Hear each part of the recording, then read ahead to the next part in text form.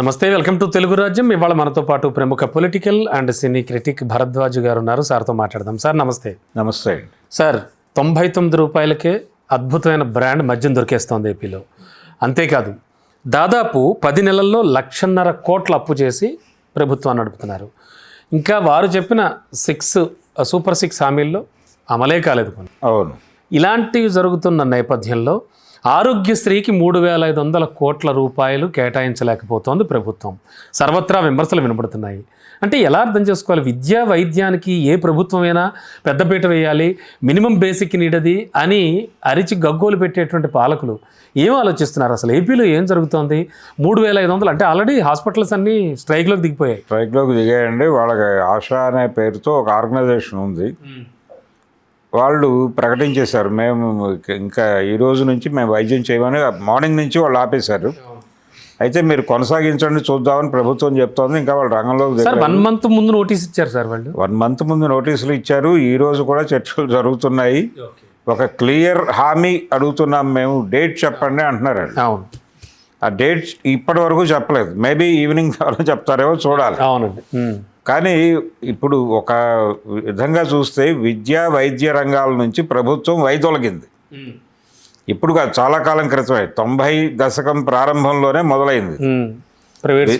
Private schools కావచ్చు, private hospitals కావచ్చు.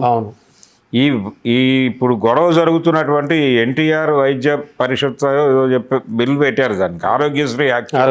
అవును, వైఎస్ఆర్ ఆరోగ్యశ్రీ అన్నారు వాళ్ళ అధికారంలో ఉండగా. ప్రవేశపెట్టిందే అప్పుడు. అంటే జగన్ గారి ప్రభుత్వం ఉండగా వైఎస్ఆర్ ఆరోగ్యశ్రీ అన్నారు దాన్ని.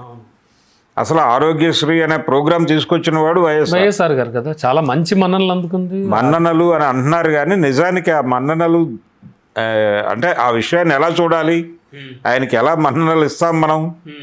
ఆయన చేసినటువంటి దుర్మార్గమైనటువంటి స్కీముల్లో అదొకటి. అంటే మీరు దుర్మార్గం మీన్స్ వాట్ అండి? దుర్మార్గం ఏంటి? అంటే మీరు ప్రభుత్వ ఆసుపత్రులని స్ట్రెంగ్థెన్ చేయటం మానేసి వాటిని గాలికి వదిలిపెట్టేసి ప్రభుత్వ ఆసుపత్రుల్లో మీరు వైద్యం చేయించుకోండి, ఆ బిల్లుల్లో సగం మేము కడతాం అంటాం. అంటే ప్రైవేట్ హాస్పిటల్స్కి బి కాంప్లెక్స్ ఇచ్చే ప్రయత్నం కదా అది. ప్రైవేటు హాస్పిటళ్ళకి మీరు అదనంగా ఇప్పుడు 3,500 కోట్లు ఇవ్వాలి, ప్రభుత్వం ఇవ్వాలి. ఎందుకు ఇవ్వాలి? ఎవరో వెళ్ళి వైద్యం చేయించుకున్నారు అక్కడ.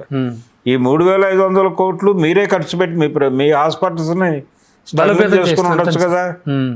అక్కడ ఉచిత వైద్యం ఇవ్వాలి కదా. మీ హాస్పిటల్స్ ఏమో ఎందుకు పనికిరాని హాస్పిటల్స్గా తయారు చేస్తున్నారు మీరే. అక్కడికి వచ్చే ఎక్విప్మెంట్ నాసిరకం ఎక్విప్మెంట్ అంటున్నారు. ఎవరు అక్కడికి వెళ్ళి వైద్యం తీసుకోవడానికి సిద్ధంగా లేరు. ప్రతి ఒక్కరూ ఏదో ఒక కార్పొరేట్ హాస్పిటల్కే వెళ్తున్నారు అనివార్యంగా.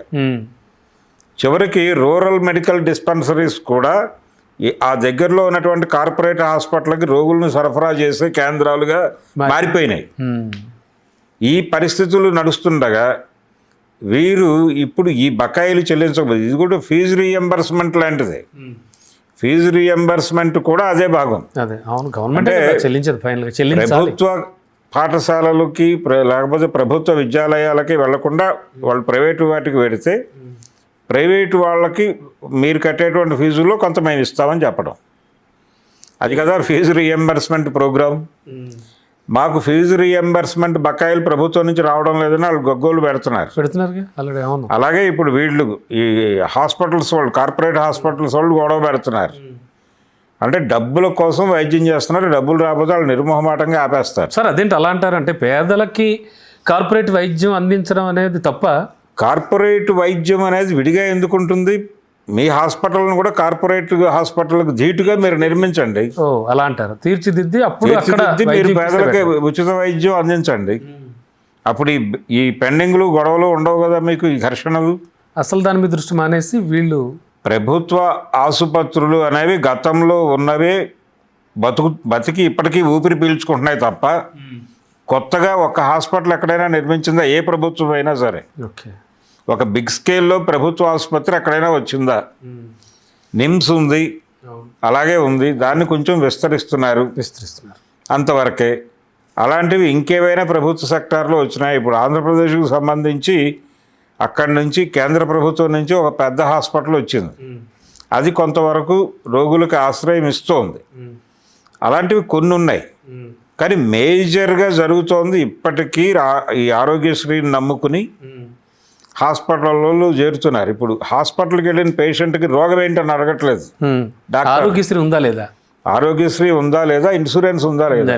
అవును, ఈ 2 ప్రశ్నలకి సమాధానాలు చెప్పాక నీకు రోగం ఏంటని అడుగుతున్నారు. అవును, ఖచ్చితంగా. ఇది జరుగుతున్నటువంటి, అంటే బిల్లు ఏ రేంజ్లో వేయాలనేది ఒక డెసిషన్కి వస్తారు వాళ్ళు. ఫస్టే ఫ్రేమ్ చేసేసుకుంటున్నారు. వచ్చినటువంటి రోగిని టెస్ట్ చేసి అతనికి రోగం ఉంది, ఈ రేంజ్లో ఖర్చు అవుతుందని చెప్పడం కాదు, వాడిని అక్కడ పడుకోబెట్టి ముందుగా వారు అడిగేటువంటి ప్రశ్న ఇన్సూరెన్స్ ఉందా, ఆరోగ్యశ్రీ పరిధిలోకి వస్తావా, ఖచ్చితంగా ఈ రెండిటి తర్వాతే ఆ పరిస్థితిలో వాళ్ళు చేస్తూ, ఇప్పుడు బకాయిలు ఇవ్వలేదని చెప్పేసి బెడ్ మీద ఉన్న వాడికి ట్రీట్మెంట్ ఆపేసి బ్లాక్మెయిల్ చేసి, అమ్మ ఈ రోజు నుంచి మీకు ట్రీట్మెంట్ చెయ్యం మేము, కానీ ట్రీట్మెంట్ జరగాలి, ఈరోజు ట్రీట్మెంట్ జరగకపోతే సాయంత్రం కండిషన్ ఎలా ఉంటుందో తెలియదు. అంతే కదా. సో ఇది జరగాలంటే మీరు ఇమ్మీడియట్గా జరుపుకోండి, ఏది మా రేట్లలో, అంతే కదా అని చెప్పేసి ఉంటారు ఆల్రెడీ. సో వీళ్ళు ఈరోజు రేపో ప్రభుత్వం సెటిలైట్ చేస్తుంది అనే ఆశతో మళ్ళీ అప్పులు తీసుకొచ్చి అక్కడ కడతారు. సార్, ఆ డబ్బులు తీసుకుని వాళ్ళు వైద్యం అది వాళ్ళకే లాభం. రేపు పొద్దున ప్రభుత్వం ఫండ్స్ రిలీజ్ చేస్తే మళ్ళీ కొనసాగుతుంది. సరే, ఎందుకు 3,500 కోట్లు ఎందుకు ఇవ్వలేకపోతుంది ప్రభుత్వం? ఇన్ని చేస్తున్న ప్రభుత్వం ఆల్రెడీ పాపం చక్కగా చాలామందికి 99 రూపాయలకు మద్యం అందిస్తుంది, అండ్ లక్షల కోట్లు అప్పులు చేసి పెడుతున్నారు. మద్యం నుంచి వచ్చిన డబ్బులతో ఆరోగ్యశ్రీ జరపచ్చు, జిఎస్టీ నుంచి వస్తున్న డబ్బులతో జరపచ్చు. అదే ఎందుకని దృష్టి పెట్టట్లేదు అంటారు? దృష్టి పెట్టలేదంటే మేము చాలా పనులు చేస్తున్నాం, ఇక్కడ చాలా అభివృద్ధి కార్యక్రమాలు జరిగిపోతున్నాయి, దీనికి ఇమ్మీడియట్గా కేటాయించలేము, కొంచెం టైం కావాలి, మాకు బ్రీతింగ్ స్పేస్ కావాలంటాడు ఆయన. అంతే. ఆ పేరు చెప్పి జరుగుతోంది. ఇప్పుడు 1,00,000 కోట్లు అప్పు తెచ్చారు, దానిలో నుంచి ఇవ్వచ్చు కదా, ఇలా 100 చెప్తారు వాళ్ళు. కానీ ముందు కేటాయించడానికి వీళ్ళకి ఆ ఫ్లెక్సిబిలిటీ ఉండాలి. ఆ డిజైన్ అయితే డబ్బులు వెళ్ళిపోతాయి. మీరు చెప్పినట్టు ఒక సెటిల్మెంట్కి వచ్చేస్తారేమో. వస్తారు మ్యాక్సిమం రేపు మార్నింగ్కో లేకపోతే ఈ రాత్రికో కూడా సెటిల్ అయిపోవచ్చు.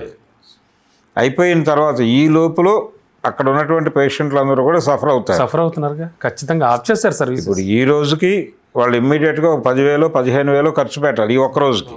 మరి అది ఇబ్బందిగా వారికి. మరి రేపు పొద్దున్న నుంచి సెటిలైట్ అవ్వచ్చు. ఈ 15,000 ఎవడు రీఎంబర్స్మెంట్ ఎవరు వీళ్ళకి. చూద్దాం సార్ ఏం జరుగుతుంది. అదే పరిస్థితి.